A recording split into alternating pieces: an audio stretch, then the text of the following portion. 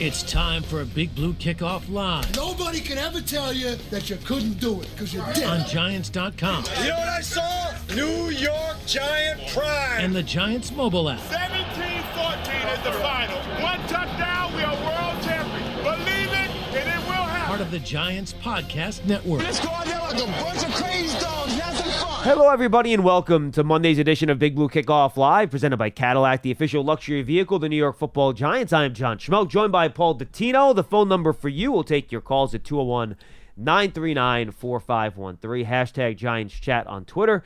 If you want to get in touch with us that way, you certainly can. Apologies ahead of time. I picked up a bit of a head cold over the weekend somehow. Don't know how. Neither kid is sick. But I'm struggling a little bit. The voice sounds okay. I'm a little foggy, but we're out there. And we're fighting through it, so I apologize if I cough or have to do anything that during the course of the program. It doesn't have to come from a child, you know. You can get sick from anybody. Yeah, but usually that's where it comes from. I understand.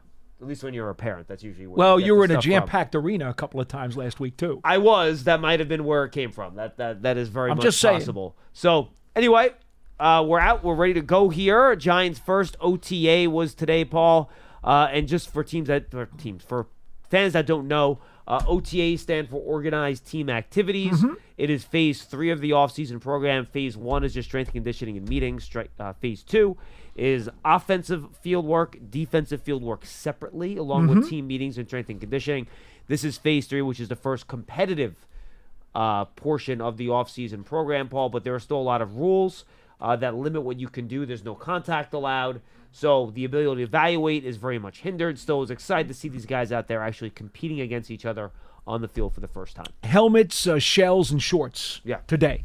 And that goes along with the fact that there is no contact. Okay, so there's no need to get into the full gear.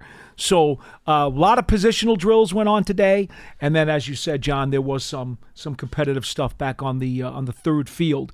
The one thing that I think is important right now, as you know, and I'm not giving any secrets away here, when the units are running their positional drills, the biggest key is that they want the guys to run through those mental plays and make sure that as they're running the positional drills, what you'll watch is the position coaches are setting guys up and they're saying, this is the situation, this is what we're looking at. And how are you going to run your stunt? How are you going to run your blitz? How are you going to, if this guy's going here and it's a zone, how are you covering up the zone? And that's what you see a lot in the positional drills. Yeah, absolutely. And my notes will be going up on Giants.com. I just filed it before we started our show. And guys, look, I would love to just straight out tell you who is playing on what positions. We can't. That is rules not just for us, but for the regular media as well. Some of that stuff might leak out when the first OTA is open to the media on Thursday. But until then, we just can't say. Trust me, I wish I could, because it would actually give us a lot of stuff to talk about and it'd be a lot of fun. But I am not allowed to, and that's just something that for all OTAs around the league, that's something that you mean Dexter Lawrence was not taking snaps at quarterback? Yeah, but look, I know fans will want certain information, but unfortunately, we are not allowed to give that to you. We are not. No. But we're happy to answer any of the questions you have. Again, the phone number is 201-939-4513. And Paul, you mentioned it. In my notes, I made a point to watch during the individual and installation portions of practice. Two of the new coaches that arrived here this offseason was Carmen Brasillo, the offensive line coach, and Shane Bowen, the defensive coordinator. The offensive line coach, you can argue, is other than the two offensive and defensive coordinators, the most important coach on any coaching staff. So I'll start there. Watching Brasillo, and I wasn't there the whole time, but the portion of the offensive line drills that I watch, and I wrote about this on the piece that's going up on Giants.com, it was a lot of mental work, right? So he split the lineup into left and right. So you had a center, the left guard, the left tackle on one side, working next to them, half a field over with his assistant offensive line coach, was the center, right guard, right tackle. Yeah. And he would line up, I believe it was three defenders maybe. So he would take the offensive lineman not involved in the drill, line them up as defenders, right? Three. I thought it was three. It might have been three. And then Carmen Brasillo would instruct those guys to line up in certain areas and then what they should do post-snap in terms of movement. Right. And it was on the center to correctly identify what protection call to make based on where they were lined up pre-snap, and then it was everyone's job to pass off the twists and stunts they were running after the the ball got snapped. So it was a lot of, all right, this is what the defense shows. What's your protection call? And then how do you execute that protection call based on whatever stunts and twist and movement those defenders would show you post-snap. So it was a lot of mental work, a lot of detail work to get those offensive linemen ready for something that we've talked about on the show, Paul, a million times over the past few years. The Giants have been, frankly, awful, and we've detailed the statistics on the program of picking up twists and stunts over the course of the year. So it's something that they're working on early on here to make sure the mental part of the offensive line position is set. You see, I don't know enough about Carmen Brasilo's past and his coaching style or his coaching technique to know if that's his normal MO or if that's something that was going to be stressed out of the box because of the Giants' history. I can't answer that. I just don't know. Yeah, I don't know the answer to that either. Okay. But I know I can tell you coming from the Dante Scarnecchia school, he is not going to stand for mental errors. I'll tell you that. Absolutely not. Right. Absolutely not. And I think it was apparent to me, too, there are some coaches who are more instructors and yellers, and then there are other coaches who are more teachers. I couldn't hear what he was saying. There from wasn't where a I lot was, of yelling and screaming. but it didn't seem like there was. He looked like he was more of a teacher than a yeller and a barker and an instructor. And again, we're early in the practice, and you're not being One physical, OTA. and we're not being physical yet. Yes. Usually it's one OTA. The enthusiasm, the screaming and yelling comes along with the physicality and stuff like that. The only thing I will say is that being at some of these things over the years and years past, when you see a coach getting ticked off to the point where he does feel he has to bark, right. If that's happening now, that's not a good sign. Correct. So I thought it was fun watching that. And then I watched, during one of the installation periods, I wanted to watch Shane Bowen do that with the defense, right?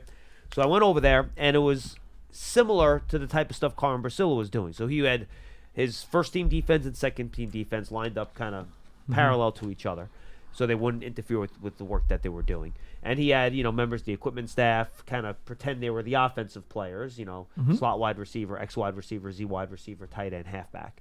And he would put them in certain pre-snap formational positions, and he would make sure the defense, based on the play was called, was able to make the call they would have to make. Yep. He would send somebody in motion, made sure that the defense knew what shift and adjustment to make based off that motion. They would have to call it out and make the play, or make your proper pre-snap movements on defense to shift to based on what the offensive formation was. And then he would also often send somebody in motion at the snap and a late shift. And I saw that. You would want to have the defense react correctly to that. So again, it was a lot of, all right, this is a play call. Based on that play call, where do you align based on offensive formation and personnel?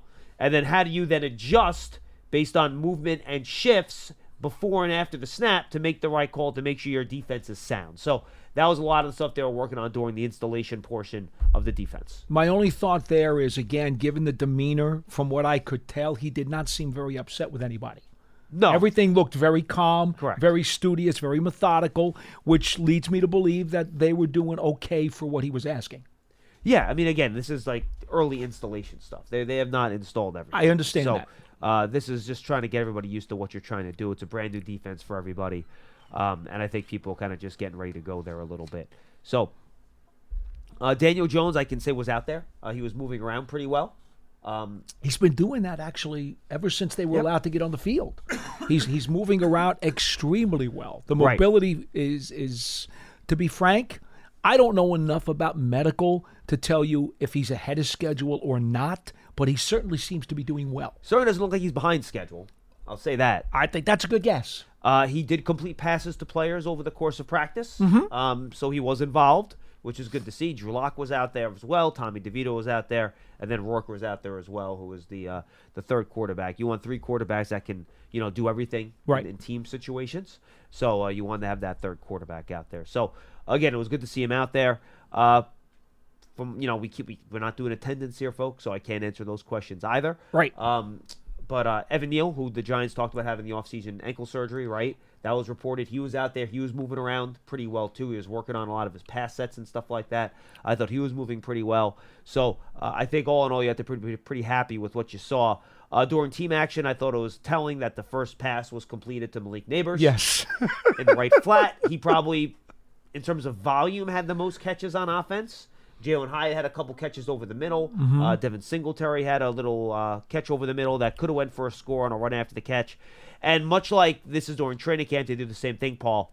It was a lot of short field stuff today. And that's what they do. When they first start doing competitive stuff, whether it's in the OTAs or it's a training camp, they don't do full field stuff because you don't want guys opening up full speed and potentially pulling a hamstring, pulling a quad, pulling a calf.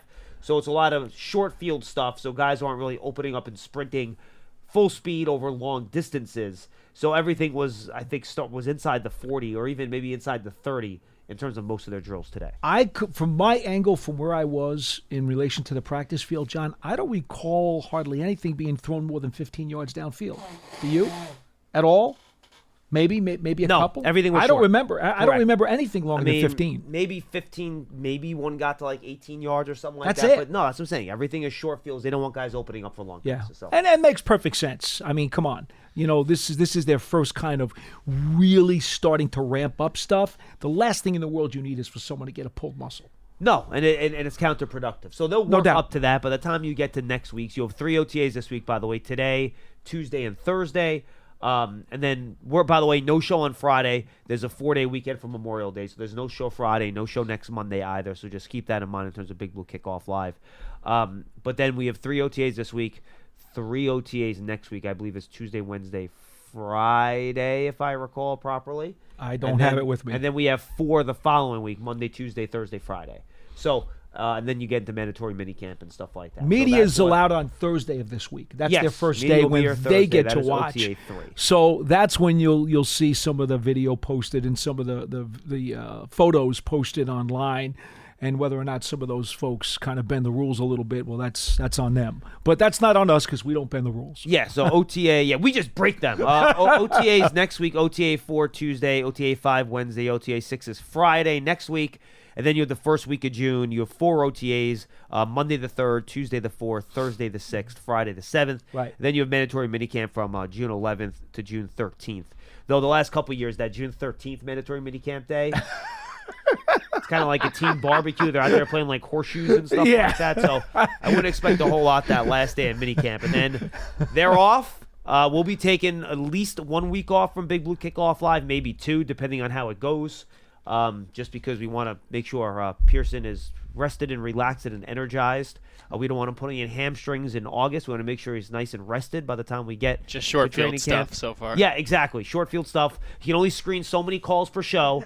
We can't take more than 5 or 6 calls. His phone arm is going to get tired bringing it up and down. So, well, he needs some time off to shoot that miniseries now that he's a Hollywood star. Load management, by the way, big time. Well, that's the other thing. He has an agent now. So I have to negotiate some of the stuff that he's doing, given his work on the schedule release video. Yeah, yesterday's price is not today's price. Yes, correct. If you're wondering who the guy was on the schedule release video, that's Pearson. That's him. He did a nice job. Absolutely. Yes, very good interviewing skills. I thought the birds gave him some great answers. Wonderful. I agree. It's very good. Excellent work. 201-939-4513. 201-939-4513. Hashtag Giants Chat. By the way, folks, for the next few weeks, don't abuse this, but I'm going to lift the 1 call a week limit here just because there's not a lot going on right now. We can have longer conversations. You have some, maybe some topics that are a little bit different. Have more open conversation, more detailed conversation about stuff that's maybe not, some super specific stuff that maybe we can't get to at other times of the year, esoteric stuff. This is the time of year to do it. So we'll lift the 1 call a week thing. Don't abuse it. Don't call 5 times because then I'll have to put it back in. But we want to give everyone a chance to get in. But again, if you guys want to call more often, you certainly can over the next few weeks. All right, let's go to Mike in Florida. He's going to lead us off today. Mike, what's going on? Hey, guys. Thanks for taking the call. I was just wondering, I know you covered, I was going to ask about injuries, but I know you covered Daniel Jones already, a.k.a. the ghost of MetLife, because he never leaves. But how is Aaron Robinson? Have you guys seen him out there? I don't know if there's proof that he's a real person or how that's going. Aaron Robinson is a real person. I can guarantee you that. But Brian Daboll actually did address this when he talked to the media last week. That knee injury he had last year was not as simple, or 2 years ago now, right? Was not a simple ACL. Blew the whole thing out. Yeah, it was multiple, horrible. It was a lot of damage in there. So horrible. He's still honestly working his way back. He's not doing team stuff yet.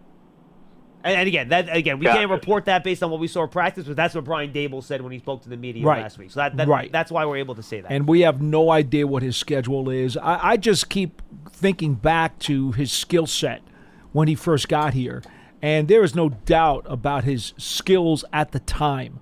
Now, post-knee problem, I have no idea how he's going to ultimately land after he rehabs, or if he's going to be able to compete for a job or not. I just don't know the answer to that. I just know that when he got here, he had a really nice toolbox. Big physical player. Yep.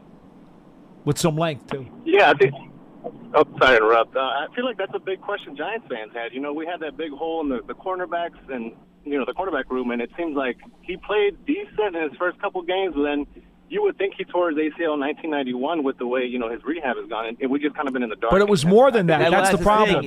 That's the thing. It wasn't just an ACL. That was the problem. I mean, if it was just an ACL, he would have been back playing last year. It wasn't just an ACL. That's the issue. His knee was shredded is really what it comes down to. Gotcha. That sucks to hear. And then do we have anything about Zudu? Again, I may have missed the Dayball interview and whatnot, but Zudu seemed like he's flashed his rookie year. And all these, what did Carl Banks and Bob Papa call them, the jabronis or whatever, the film people that, they say they kind of gave up on him even though he flashed. He played a couple games as a rookie, and then last year he was playing offensive tackle on an island. And, I don't think he had a fair shot. I'm a fan of him because of his story and all that, and I would love to see Zudu. Is there any status update on him? Zudu was practicing. Yeah. He worked really hard during the offseason of rehab, and he came along really well. That's great. And that kind of leads into my question about offensive line. With the new offensive line coach, is he the one that looks like Dable? A little bit, yeah. A little bit, yeah. Like cousins. Well, look, Brian Dable had a very serious conversation this offseason. That the guys we're going to bring in, bald dudes with beards. That's it. Those all the guys are bringing in. You can't have any hair up top. You got to have hair on the face. And if you check those two boxes, then the Giants can hire you as a coach. It was really that simple. That's awesome. And I figure that's why, because, those questions about whether, who is who, and that might be why Dable has the rumored BBL, the weight loss that he had.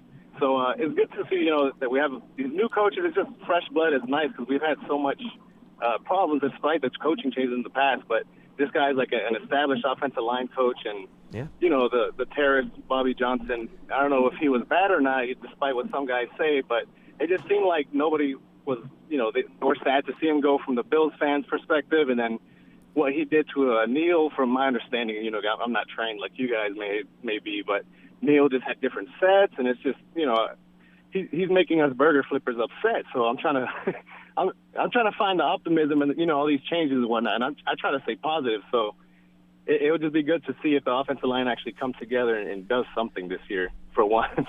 Thank you, Mike. Appreciate the call. And then look. I get it. I mean, I like Bobby. I got along with Bobby. I thought he was a good dude. We all did. But the offensive line clearly did not make the progress he wanted it to make. Whether that's on him or the players, I think a lot of that was injuries last year, obviously.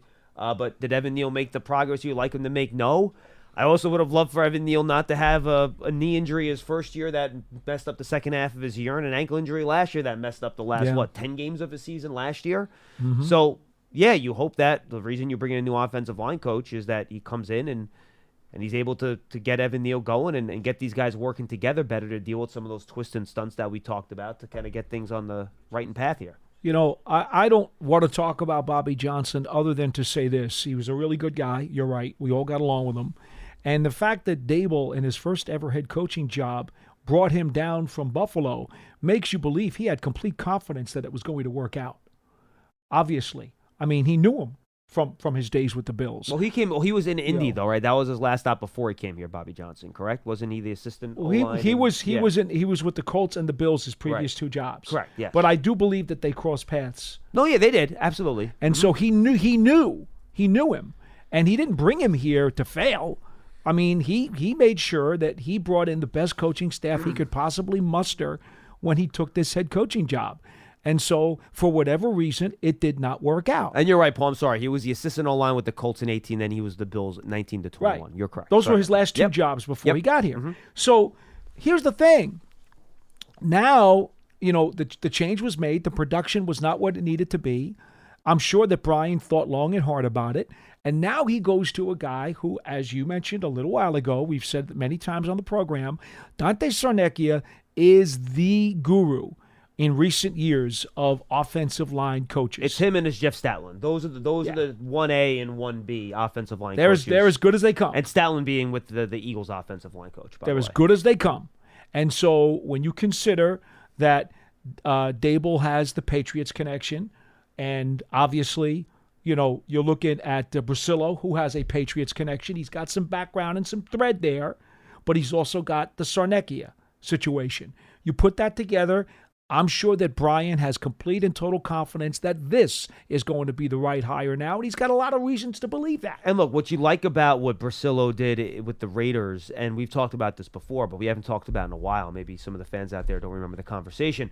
What you like about Brasillo with the Raiders is that he, aside from Colton Miller, who was a first-round pick, he took 4 of their guys who were either journeyman free agent veterans or really low draft picks, and he put them together, and the Raiders had a competent offensive line. Was it like a top 10 offensive line? What's the word? No, it was competent. What's the word? Functional. Right, and it allowed that, and they ran the ball 2 years ago with Josh Jacobs extremely sure did. well.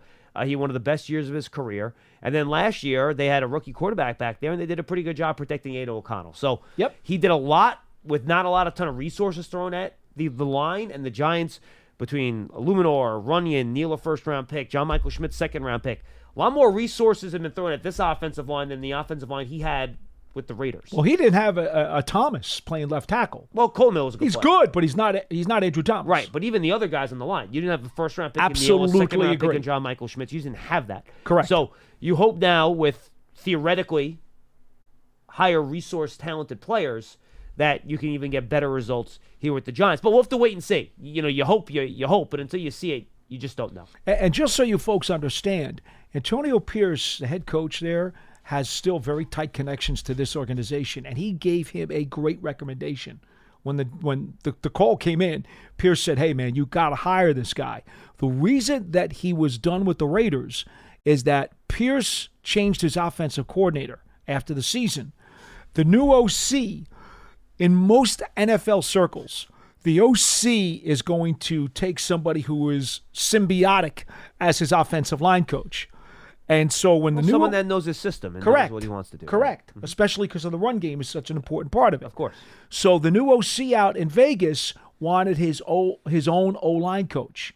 That put Brasillo in limbo because even though Pierce was a big advocate for him, the OC had his own guy he wanted. So that put Brasillo in a little bit of a sticky spot, like what's going to happen here? So Pierce gives a great recommendation to the Giants, knowing they needed somebody, and of course, it all worked out, and Brasillo winds up coming to the Giants. So let me make it very clear to you folks, he was not dispatched from the Raiders because of poor performance.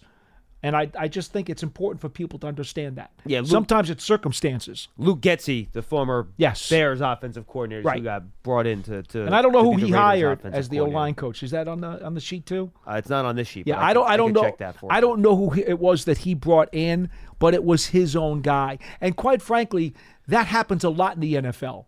It's guys bring in their own guys from their own inner circle, and it has nothing to do with the quality of the guy who was there before. I didn't realize that AP brought in Marvin Lewis to be the assistant head coach in Vegas. That's a good hire. Let's see. Oh, how about that? Edgar Bennett is the wide receivers coach, the former Packer. Is that the former running back? No, it can't guy? be. Different. It's his experience 32 years. So that's not Edgar Bennett, the former running back. James Craig was hired as the offensive line coach for the Raiders.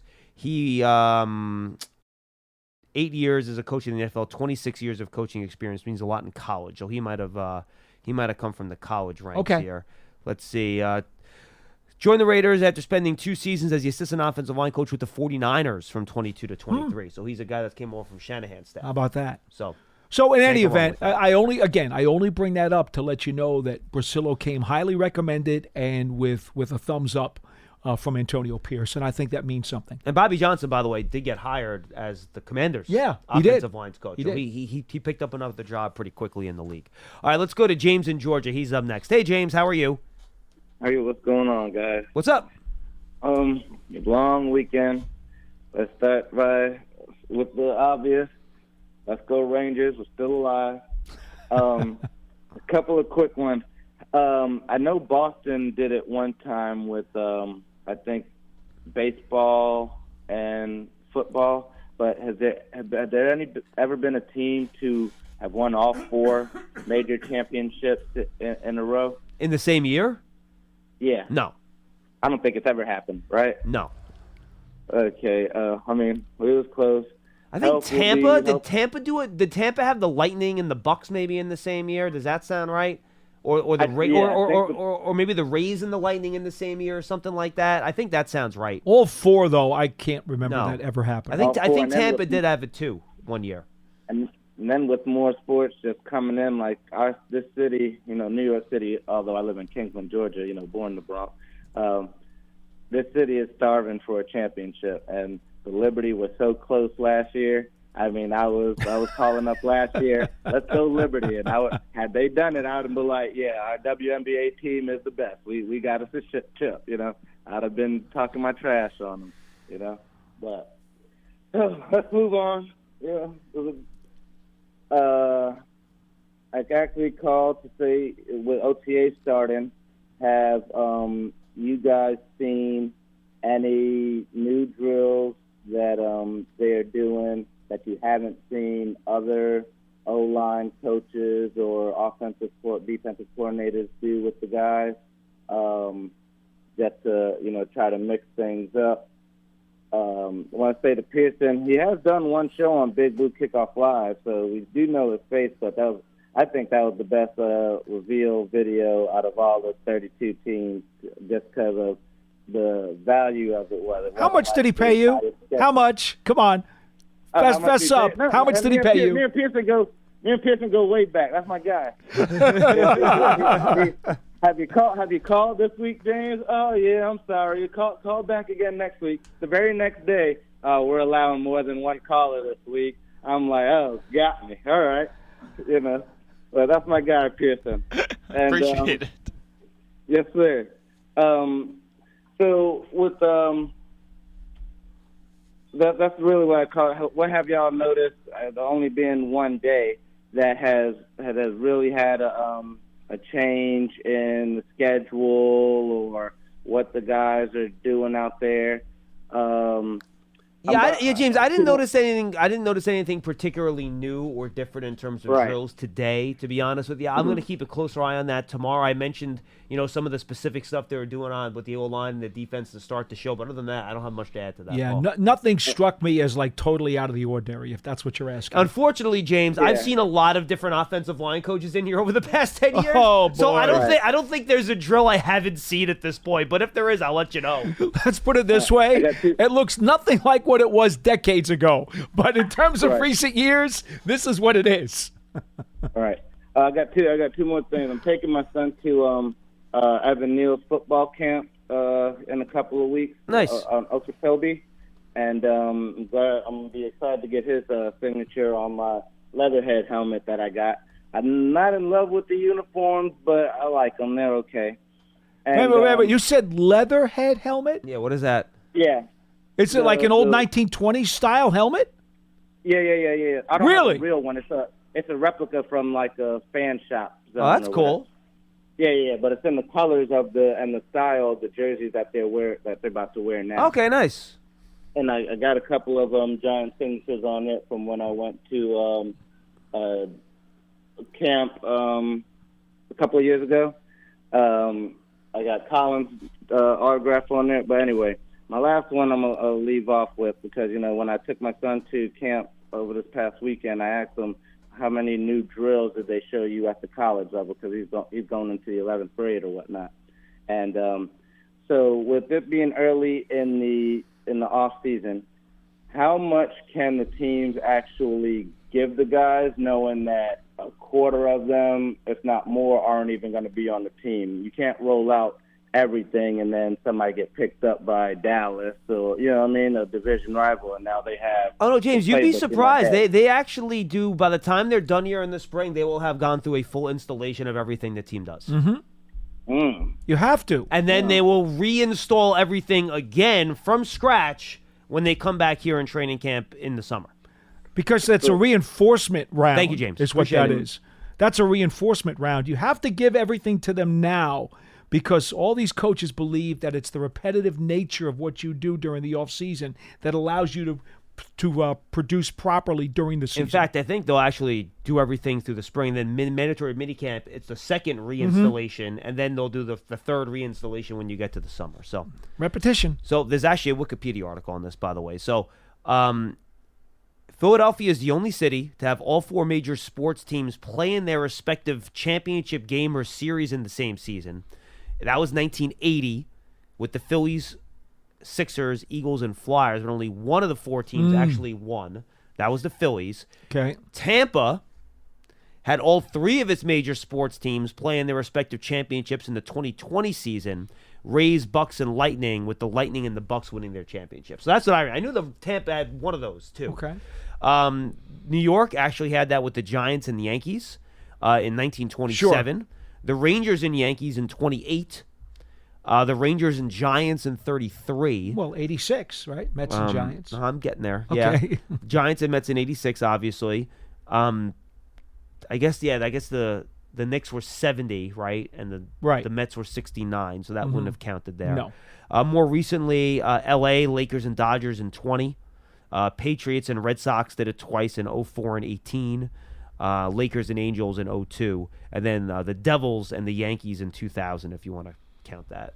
Well, who won the World Series in 56 when the Giants beat the Bears? Oh, the Giants and Yankees. It was Yankees. Yes, too. that was 56. That's correct. I couldn't remember for Yes. sure. There was one or two years in there during that decade where the Yankees didn't win it. I wasn't sure which one it was. Let's go to Jeff in Maine. Jeff's up next on Big Blue Kickoff Live. Hey, Jeff. Hey, how's it going? What's up? So I've got a candidate for the worst bold prediction of all time. That would be mine from last year, and that was that Adoree Jackson would win the defensive MVP for the year. That wasn't too good. No, it was not. I was actually slightly worried a couple weeks ago when you guys were talking about bad predictions, and I was worried for a second that you might actually bring up some of the callers' predictions. I didn't know if you kept track of them. Oh, no. I have them. I have them sitting in my Google Doc here. I figured on a slow day we don't get calls. I was going to go through them. I still have them. Don't worry. Is this one down? God. Is his on there or no? I do not see his on here, No? actually, believe it or not. See, you could have spared yourself, but in the interest of self-defamation, you have put it out there. Hey, that's honesty. Nice. You like that. Right. Stand by your bad, bold predictions. There you go. That's what we want. Well, my prediction this year is that I'm not going to make any predictions because I don't want to jinx anybody. So. Yeah. Okay. But I would like to talk about the quarterbacks for a second. Sure. I think that that could be the one area on the roster that we could maybe still get a little more depth in. And the thing with Adoree Jackson, I think that the moving him into slot last year, in retrospect, wasn't a good move.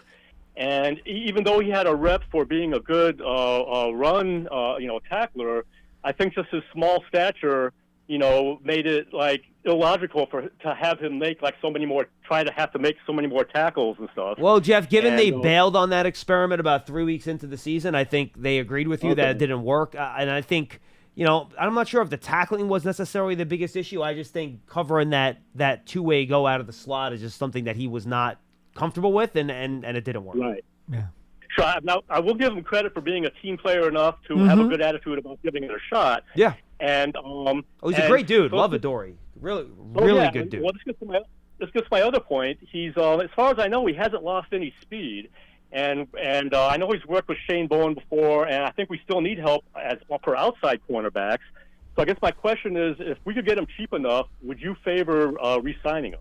It's a good question. I think what you do here, Jeff, you go through the OTAs and minicamp, you see where you're at, and then if you talk to the coaches, you talk to Jerome Henderson, you talk to Shane Bowen, and they think they need extra help.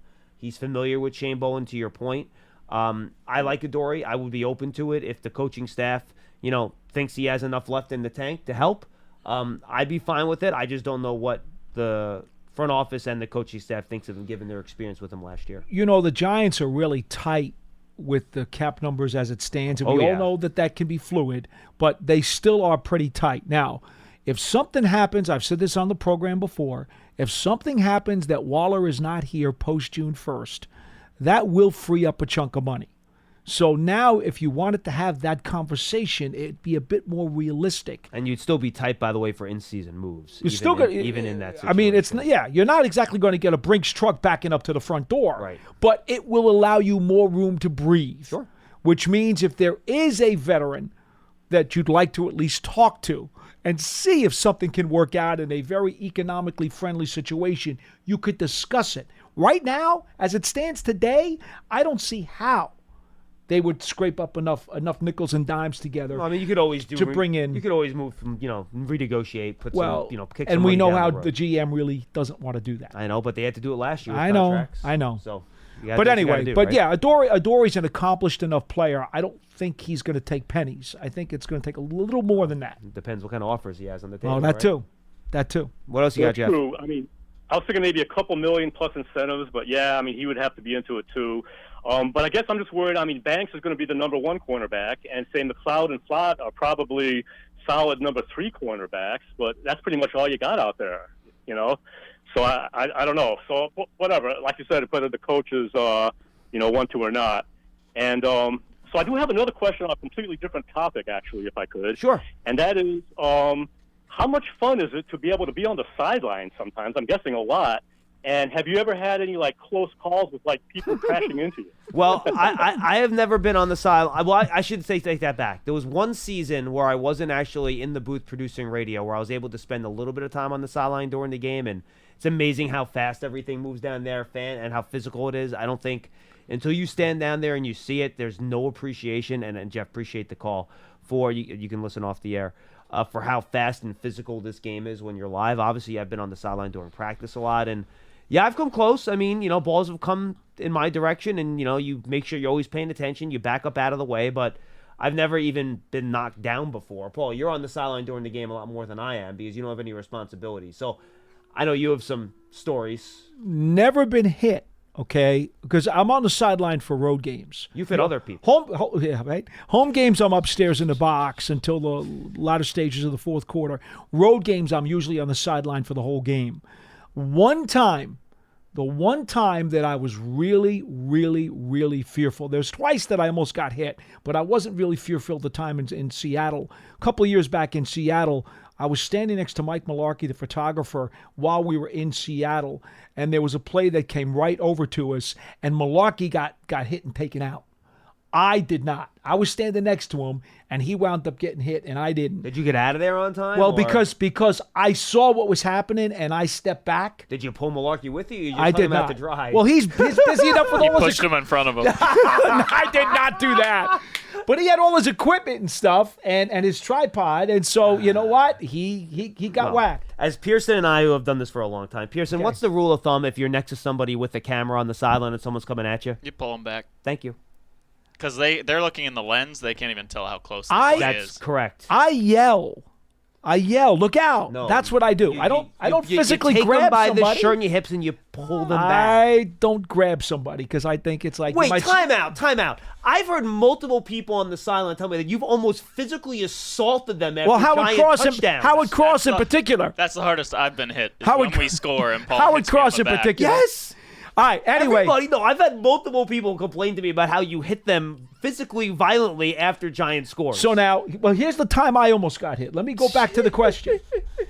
Ben Jarvis Green Ellis, do you remember him? Of course. Running back for the New England Patriots. Yeah. We are up in Foxborough. Long hair. And I'm on the Giants sideline, which the Patriots are going right to left, and I'm on the near sideline with the Giants. Preseason or? I want to say it was a preseason game. Probably the last final preseason game, I want to say it was a preseason game.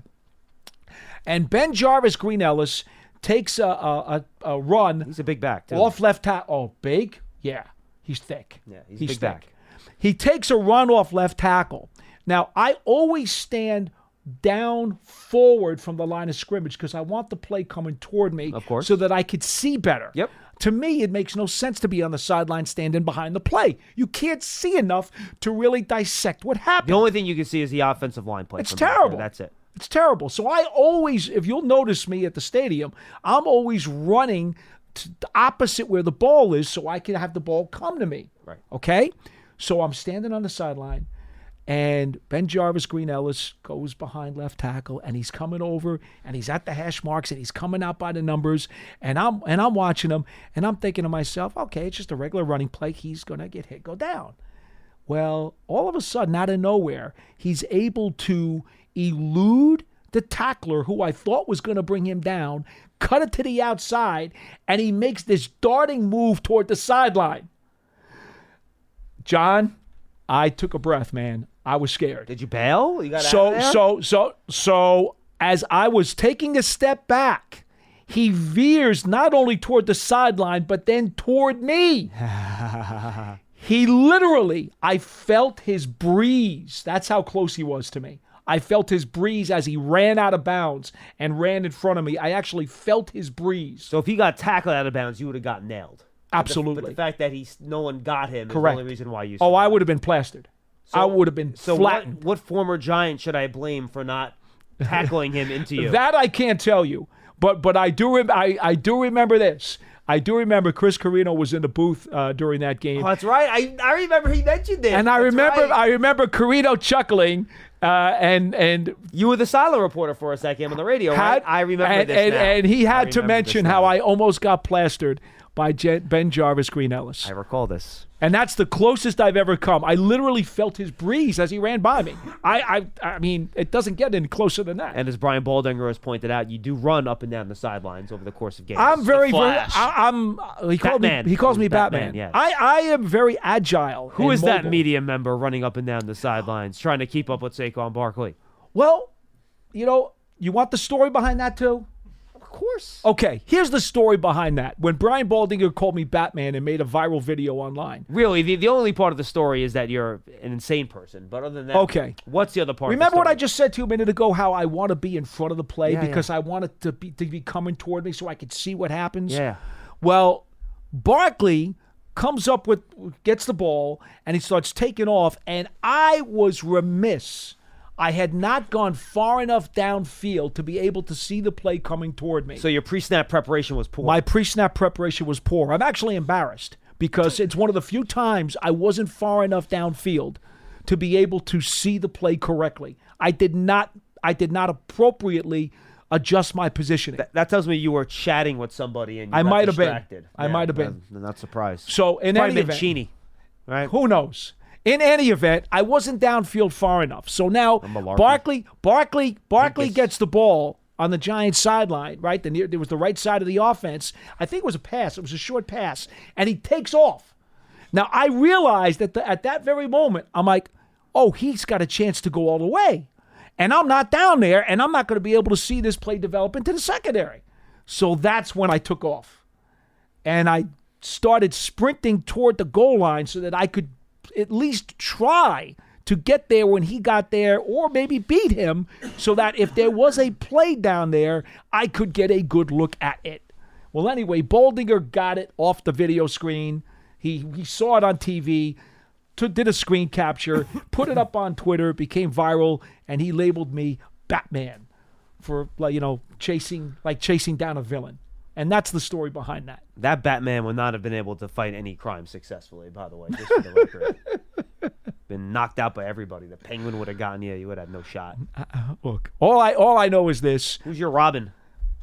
I don't have a Robin on the sidelines. Nobody wants to team up with me. Yeah, that's a fair point. Everyone wants to run away from Come on. All right, folks, go check out the Giants Huddle podcast. We have our second Bracket Challenge podcast is up here, so I'm assuming, right?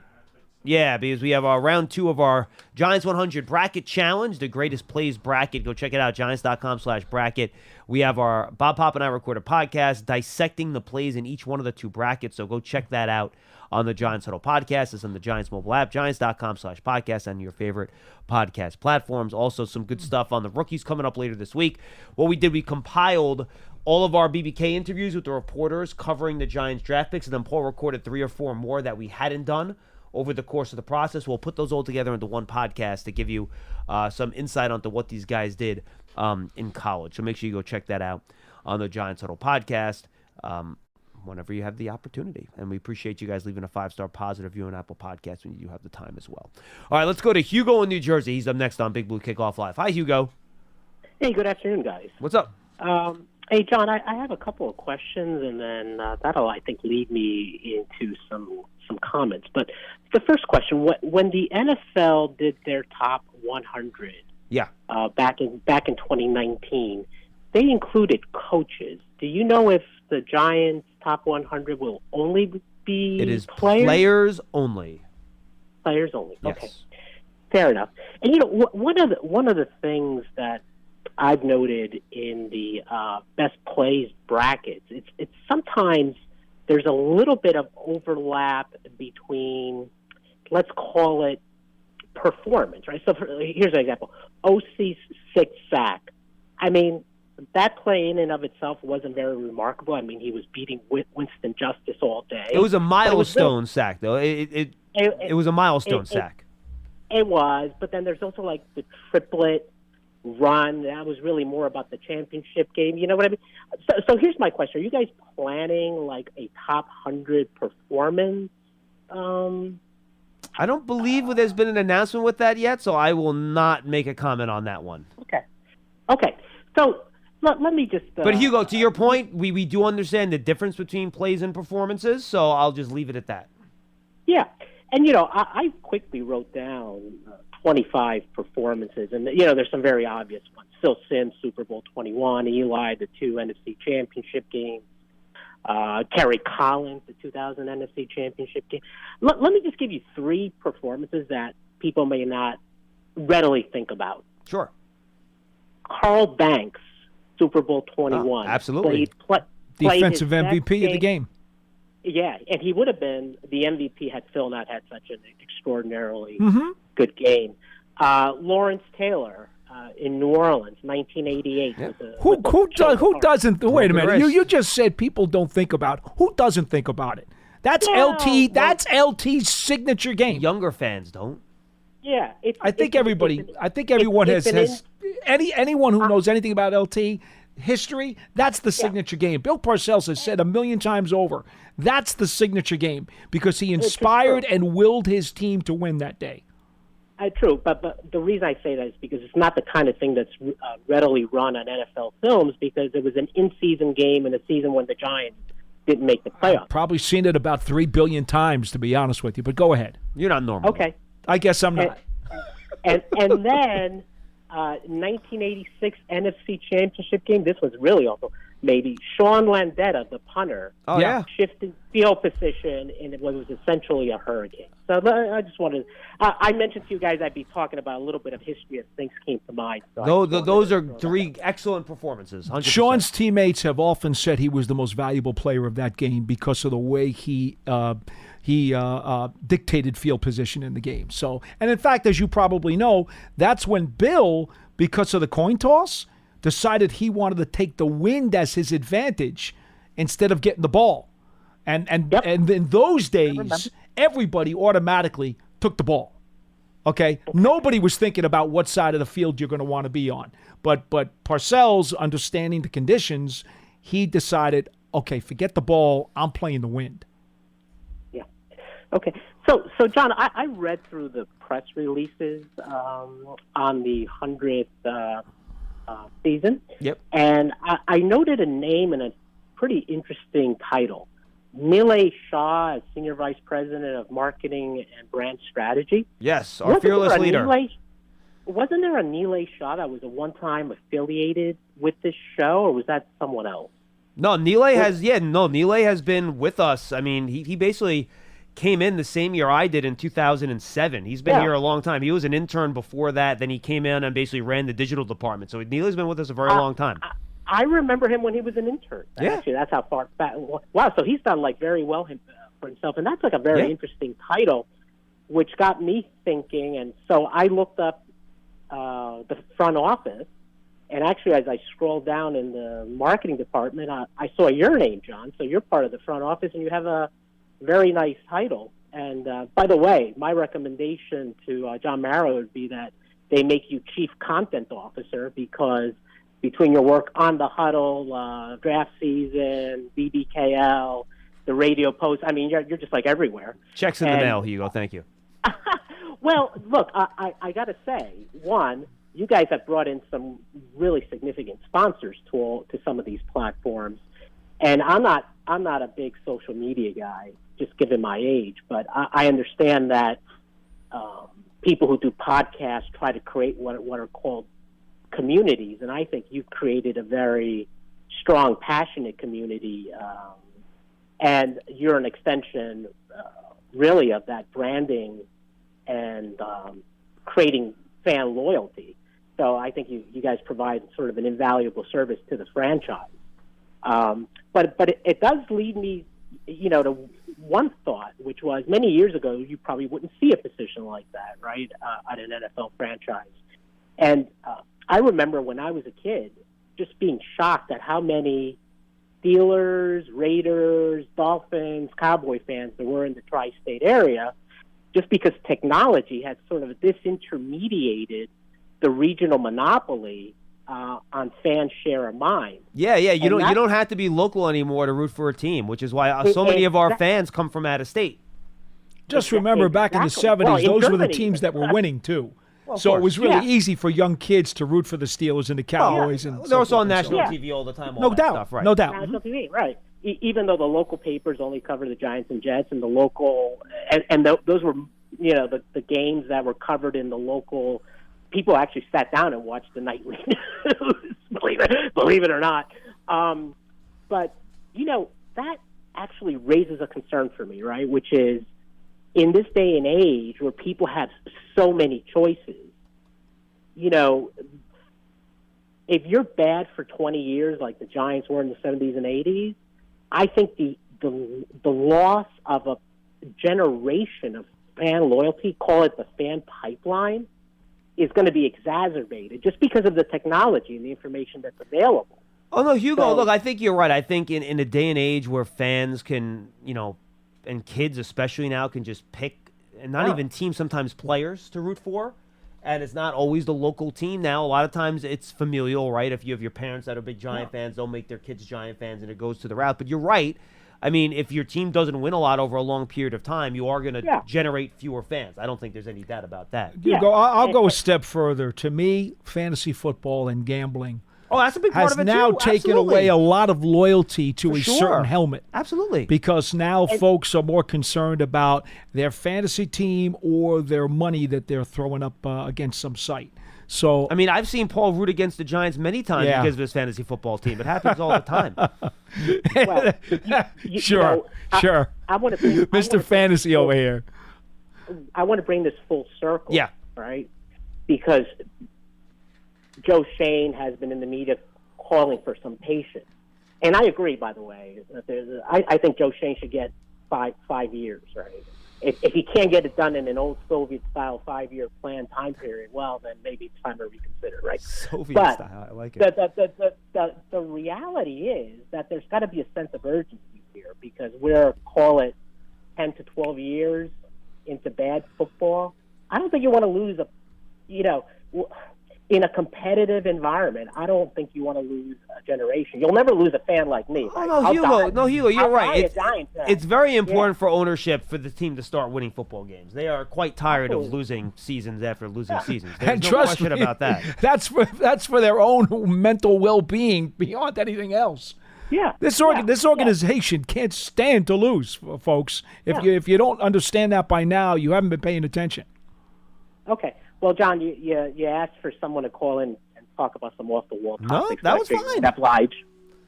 No, this is good, Hugo. No, I appreciate it, and appreciate the call. Thank you. Yeah, have a good one. This is the perfect time to do that. Absolutely. And you're right. Good memory. Yeah, because Nilay used to when he was, again, when I got here in 2007, he had just been promoted. He was an intern previously. He kind of came up, took over for Kevin Corbett. Who ran our digital side, and then he's grown very rapidly up the food chain, and he's been a big part of allowing us to do more of this sort of stuff, which has been great. So his desk was opposite our camera in this room. Yeah, that's right. And then we used to take over his desk when we first started the show, if you remember. And then when he got put upstairs, this room used to be his office and became mine. Became BBK and John's office. Now my office desk is off to the side. Guys, this is like basically an office. So we have their studio here. My desk is over there where I work, which is off camera. Pearson's on the other side over there. It's not a large room. No, it's not. We as most New York City people know, we're not blessed with a lot of space in this area, so we make the most of the space that we're granted. Well, what would you say? Maybe 2 or 3, maybe 4 Dexter Lawrences, and there wouldn't be any room for anything else? Let's go to Doug in New Mexico. He'll wrap us up today. Hey, Doug, how are you? Hey, how you doing? What's up? Just a little history. When the first game I went to was in Yankee Stadium in, I think it was '63, and a guy that lived across the street came out gave us 2 tickets to the Giants game. He worked for L&M, and my father took me and my brother, which made 3 people. So my father took and put a $5 bill between the 2 tickets, and I can still remember him walking through the gate and just separating them tickets so the guy could see the $5 bill. And the guy just said, well, he's going to have to sit on your lap. I was about 10 years old. You know, there are so many stories either like that or about guys who snuck in through the Yankee Stadium bleachers. I love it. To get into games. Of course, today with all the electronic digital stuff that goes on, you know, there are no more regular tickets anymore. Those things would never be possible. Yeah. And the other story I have, I guess following football was my mother, actually, because she went to St. Cecilia's. Lombardi's place. New Jersey. Yeah, and she has, I got 2 yearbooks with Vince Lombardi's signature in them. Very cool. So she had to watch the Packers because to see how old he was getting. So and that was the only reason she would watch football. But that was kind of like our Sunday things and everything. But to bring it up today is I think all the stuff that like against Daniels, the quarterback and everything, the offensive line just has to get better. That's the main problem. And I think Joe Shane has really done a good job of getting better talent, and hopefully from at least what the coach did in the Raiders, I think he can help that out a lot. Yeah, look, you hope so. And appreciate the call. And it's funny, I was listening just to build on the fans' point. And then I want to give my quick schedule release take 2. I haven't done that yet. We started a couple minutes late. We'll go to like 32 and we'll say goodbye. I was listening to the Athletic Football Show, which I've promoted here a lot. Robert Mays does a great job on that show. And he was doing they were doing their NFC East offseason show. And he goes, yeah, I went back. And, you know, he does his work. He tries to watch 3 or 4 games on film of each team before he talks about them on the show. He goes, I went back and I watched the Giants, and I was trying to figure out what part of the year to watch to actually get a feel for like what the offense is. And he goes, well, I tried to watch something from the first 5 games when Daniel Jones was healthy, and it was a waste because they had no chance. You couldn't even run an offense with the way they were playing up front. Okay. So he goes, the best games to watch was at the end with Tyrod Taylor, and the line was a little bit more stable. But he goes, even then, like, the offensive line really did not give the offense a chance, and you can't even judge. And this was his quote, not mine, folks. This is from a nonpartisan source that just went back and rewatched the games in the offseason, and he said, look, you watch it, and it was non-functional because of the way the offensive line played. And until you can improve that, to the caller's point, you're not going to have a sense for what Brian Dable is, what Daniel Jones is. And again, I heard it. He was on with Bob Sturm, who covers the Cowboys down there in Dallas, and they were kind of going through all 4 teams in the NFC East. And that was his take from watching the Giants. And I sat there and I'm like, yeah, I know. Right. But it was just good to have somebody else that's not as close to it as we are watch it and come back and get the exact same reaction from it. Telling you that the circumstances were so dire that it's impossible to evaluate. Right. Yeah. That's what he said. Yeah. And anyway, you had a chance with Cross and Casillas last week to do the schedule release reaction. We did. And we had our Giants Huddle podcast episode, so you can go back and get my larger form reaction to that. And I just been thinking about it a little bit more, Paul, and I'll just close with this. Just go out there and win the first 2 games of the season. Yep. Just win the first 2. And you know what? In the next, when the weeks 3 through 8, what is that, 6 games, right?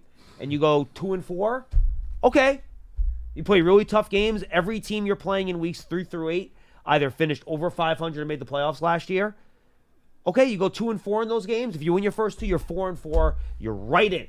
You're right in it heading into November. Yep. And that's fine.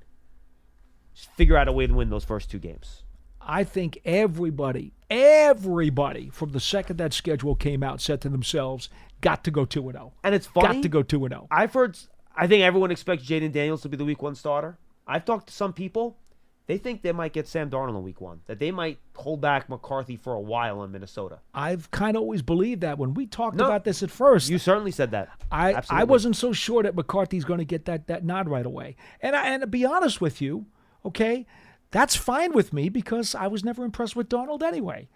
We know about he used to talk about feeling ghosts, seeing ghosts. My thought, though, so I still think the Giants are in a good position against him. Then again, the way we talk about Daniel Jones, the bad situation, Sam Darnold's never had a really good situation around him either. No, he really hasn't. He hasn't played well either, and 100%. But he's like the Jets' offensive lines were terrible.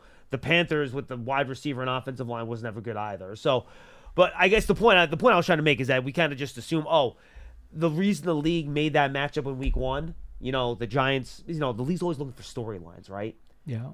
Giants had a chance to draft McCarthy at 5. They don't.